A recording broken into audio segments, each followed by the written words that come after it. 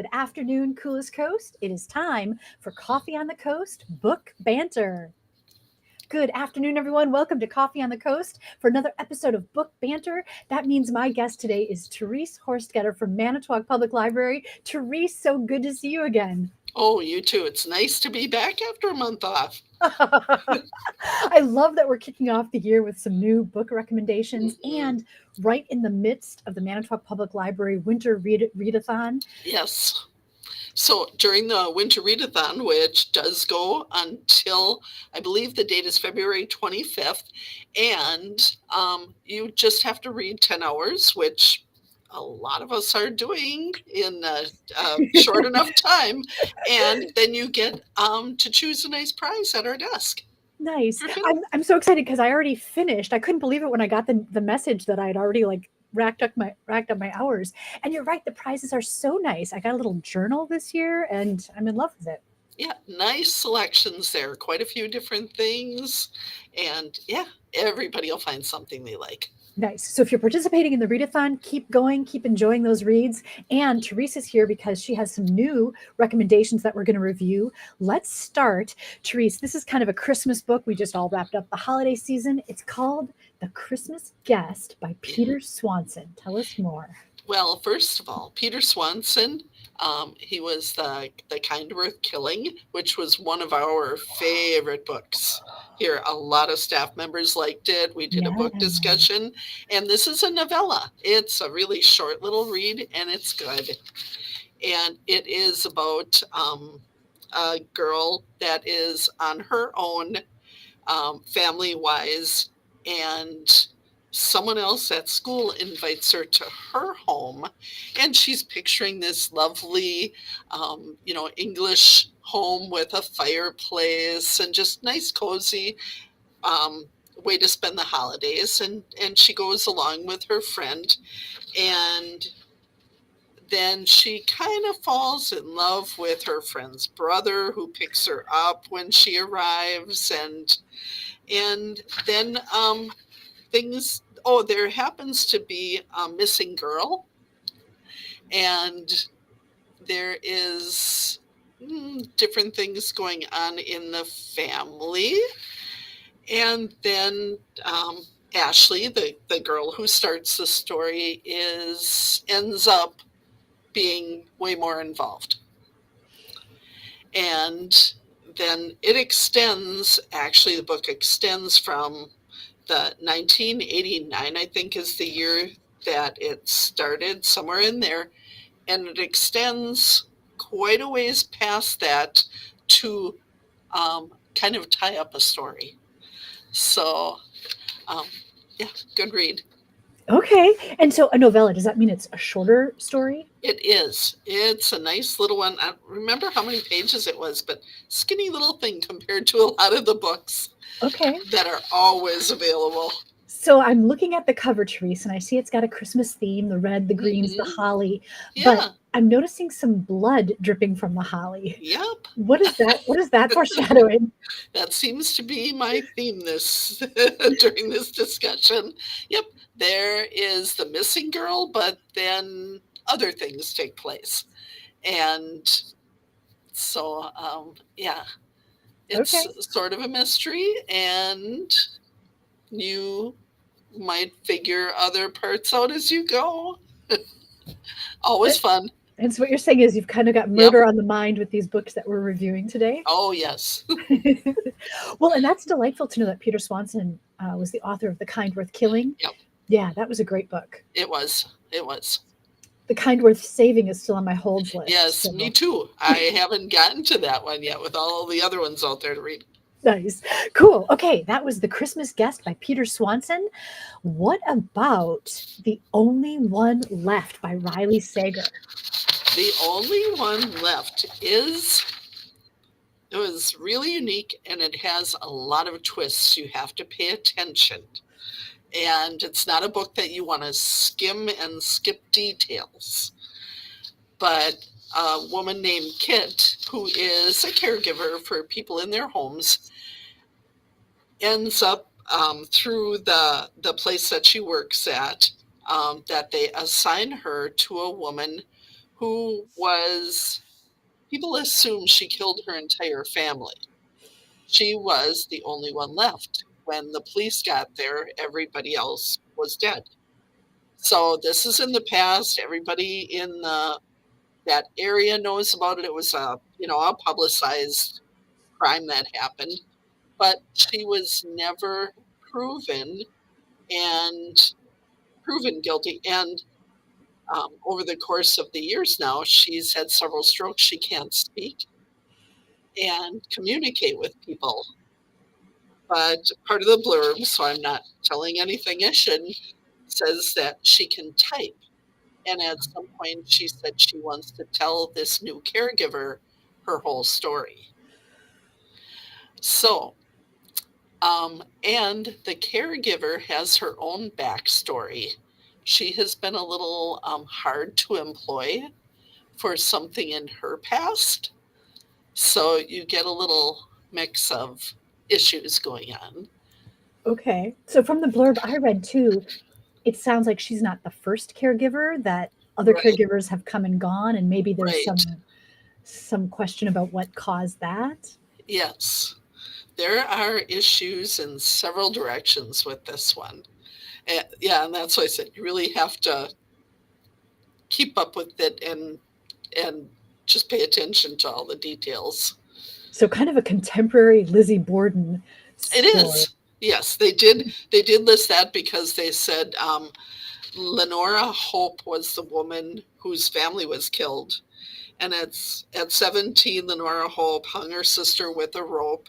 And so there was, a whole little thing like that that people in that town have, come up with in Okay, this so, case. Yeah. so when I was reading the blurb too, that what you just said, like at 17, Lenora Hope hung her sister with a rope. Even the way the blurb is written, you can tell it's kind of like a kids like playground song. You know how they always do Yeah. that in horror Oh, movies where it's like, the little like kids singing it in yeah. a creepy way. You Yep, can like almost the Lizzie Borden thing. Yeah, yeah, definitely. They kind of refer to that here. Yeah, but yeah, it was. It's got a lot of twists and turns in this one. so it's horror. It, I would say it's, between horror. It has, the murders and the mystery, Hmm. and yep, surprises and twists. So yeah, a little bit It, of all that. is it fun to read? I thought it was, but it was good. It was fun to read, but then it was also like, oh, and I actually had to go back a time or two and reread a part just to make sure. Yeah, that's why I said, really, you're really watching details in this one. Oh, nice. Okay. Yeah. How do you feel when you're done? Are you glad you read it? Are you like looking over your Oh yeah, shoulder? yeah, yeah. No, not quite a looking over your shoulder, but yeah, it's like, oh, several moments like that. Fun. Yeah. Okay, that's the only one left by Riley Sager. Let's talk next about When I'm Dead by Hannah Morrissey. Okay. This one starts out with a girl named Chloe in high school, and she's in a play. And her parents are both work with the police department, and her mom's a medical examiner, and her dad is a detective. And um, they get notified during this play that there was a murder, and they both have to leave. And it turns out it's their daughter's best friend. And by the end of that night, their daughter is gone. But they don't know if she ran off or did someone take her, or are they Or connected or coincidental? hiding because she's the murderer. Am I giving too much away? No, but there's a lot of questions there. And these are parents that have very busy lives, and they sometimes feel like they have to abandon their daughter too often. And so the phrase "when I'm dead" actually comes from something that she says along the way. And so it's um, quite a trying to figure out where everybody fits in this and who might be responsible. All right, so it sounds like a mystery is afoot. Definitely. Yeah, this was good. I yeah, things that they find out about their daughter that they never knew were going on. And you might say, well, that's that's probably for everybody with, as your kids are growing up, that you don't stay quite as into the details and things that might be happening, but yeah, so it just gives them more people to look at for reasons that their daughter is gone. And yeah, and the So question about, is she coming back or not? does the locket on the cover, is that does that belong to the daughter, to the girl that was murdered? Well, I'm sorry to say, I'm really not sure. I really don't recall. Oh, and the other thing is, just because I just saw it on the picture here, this is the third book by this woman that is called a Black Harbor novel. I did not read her first two books. And I don't think you have to. I think they are standalone, but just set in the same place. Oh, So so just Black wanted to Harbor is the mention that too. location. Right. Okay. So that was something else that I didn't realize till I was done with this, but I thought it was a good book. So I wonder if that Yeah. means the characters, you know, I don't know, interface or Yeah. overlap with characters in the Yeah. other books. That would be interesting. Especially with her parents being in the police department. So I honestly can't say if they are involved in the other two books also. Mm, But this one starts out, like I said, with the murder of her best friend. So yeah. yeah, so you have a couple mysteries right away. Who killed her, and then does it have to do with this? All right. The cover So says a dark and twisted tale of love, loss, regret, and revenge. Morrissey at her best. yep. Are you gripped when you read this? Is it like a page turner?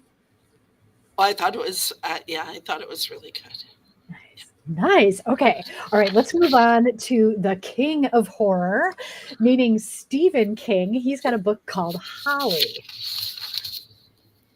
Anybody who's familiar with the Mr. Mercedes trilogy would remember Holly as one of the characters that we meet along the way, and she actually becomes she grows through this.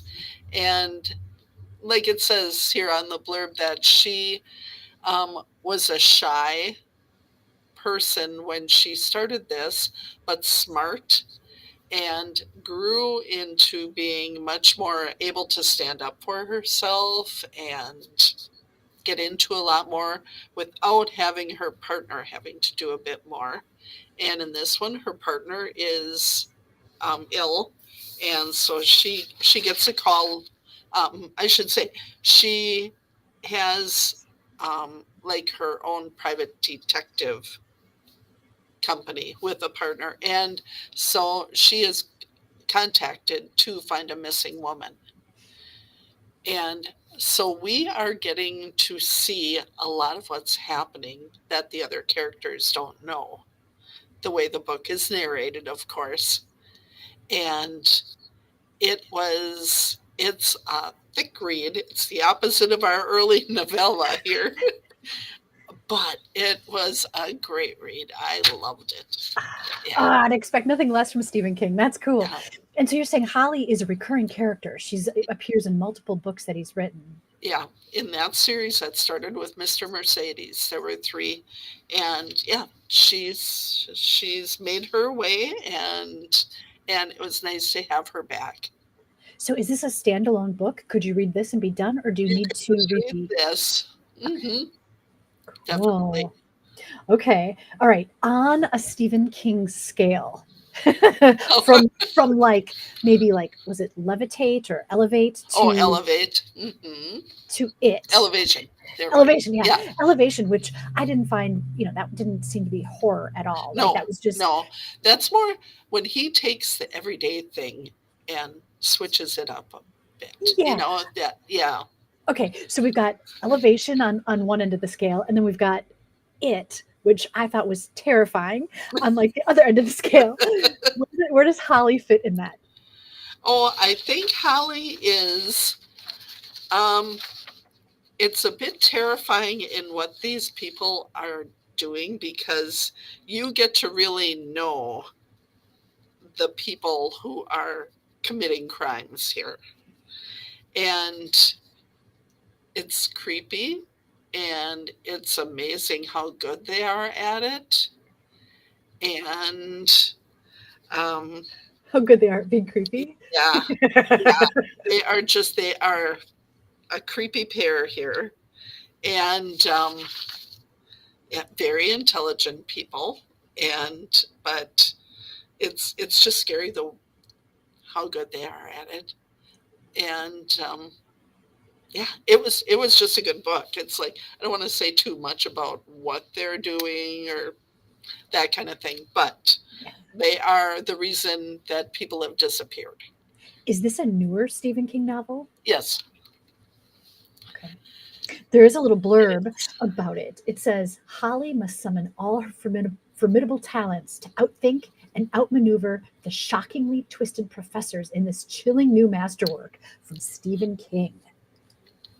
I think he even released something saying he was back to more of, I guess his brand of horror.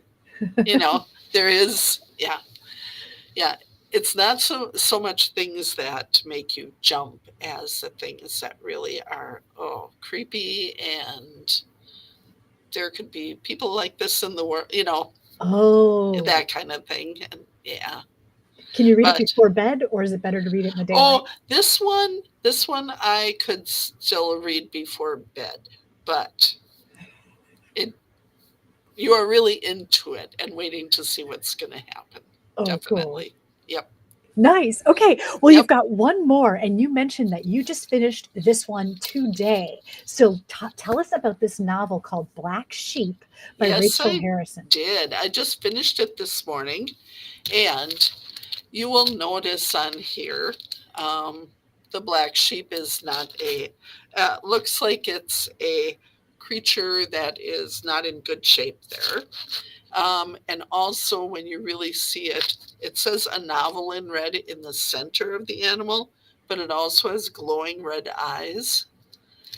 And this book has to do with a woman who is not really thrilled with what she's doing in life. She doesn't tolerate people a lot.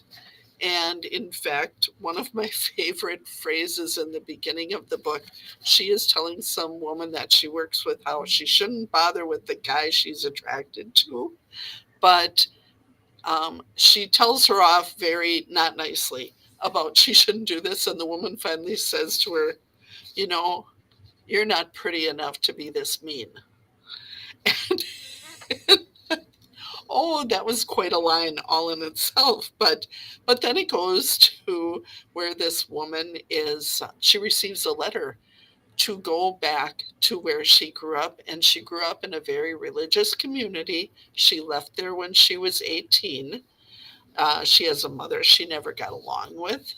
She does have. Turns out her old best friend is getting married, and she's being invited to this wedding. And so that just sets kind of the tone for the start of the book with her going back to where she lived as a child. And her mother, she did not have a good relationship with her mother, but also her father was kind of missing, that she saw him when she was young and then he just kind of disappeared. And so this is her chance, she figures, to just see what I'm sorry, I got something up on my screen here by accident. Anyway, oh, and I lost you. Oh no, we still see you. Are you there? Oh, there I am. It just something all of a sudden popped up here as I moved something. Okay. It was a Our mystery for own a moment horror there. story is starting to unfold. Therese has disappeared. What do we do? But anyway, this was a really different story. I just couldn't make myself rush through it last night to finish it. And so I got up this morning and finished like the last 20 pages. And it is really different. It's good. It's, yeah, creepy. And I think it makes you think a lot. Were you sad to see it end? Is that what you're saying? Um, I kind of was, but I also kind of was um, kind of glad to see where it ended also. And then, um, well, it'll stay with you, put it that way. Yeah, that's kind of a delightful part of a book when it sits with Yeah. you for a while. Uh-huh. So let's see, there was a blurb and it said, a New York Times best horror book of the year. A cynical 20 something must confront her unconventional family's dark secrets in this fiery, irreverent horror novel from the author of Such Sharp Teeth and Cackle, which both totally sound like horror novels, don't they? They do. And I haven't read either of those. I just came across this one and I had put it on hold from somewhere that I saw it advertised. And yeah, this was a really good read. And Is this it a was newer a book? fast read. It was Oh, a fast read too. okay. So it says best horror book. So is this like horror in the true sense? Yes. Oh, okay. Yes. Can you read it before bed? Um, I would say you can still read this one before bed. It has a lot that makes you think a lot. And yeah, So you might read it before bed, but it might keep you up then yeah, with thoughts. yeah, Okay. might be. Wow. Okay. Great. I'm just going to remind everybody what we talked about today. Black Sheep by Rachel Harrison, Holly by Stephen King, The Only One Left by Riley Sager, The Christmas Guest by Peter Swanson, and also When I'm Dead by Hannah Morrissey. Therese, thanks for coming and bringing us such great recommendations again. Yeah. Thank you. Thank you, everyone, for watching this episode of Coffee on the Coast Book Banter. My guest today was Therese Horstketter of Manitowoc Public Library. I'm your host, Tina Prigge, signing off. We'll see you next time, everyone.